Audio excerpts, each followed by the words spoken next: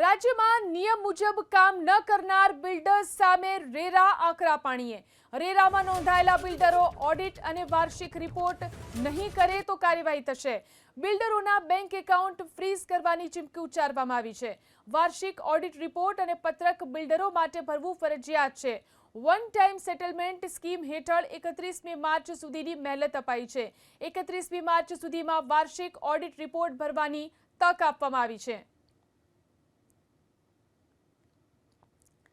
તો બિલ્ડરો માટે આ સમાચાર. રાજ્યમાં નિયમ મુજબ કામ ન કરનારા બિલ્ડર્સ સામે રેરા આકરા પાણીએ. રેરામાં નોંધાયેલા બિલ્ડરો ઓડિટ અને વાર્ષિક રિપોર્ટ નહીં કરે તો તેમની સામે કાર્યવાહી કરવામાં આવશે.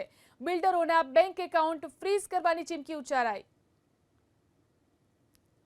રાજ્યમાં નિયમ મુજબ કામ ન કરનાર બિલ્ડર્સ સામે રેરા આકરા પાણીએ. રેરામાં નોંધાયેલા બિલ્ડરો ઓડિટ અને વાર્ષિક રિપોર્ટ નહીં કરે તો કાર્યવાહી થશે.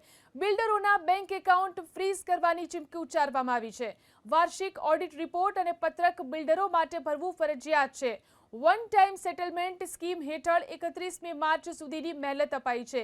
31મી માર્ચ સુધીમાં વાર્ષિક ઓડિટ રિપોર્ટ ભરવાની તક આપવામાં આવી છે.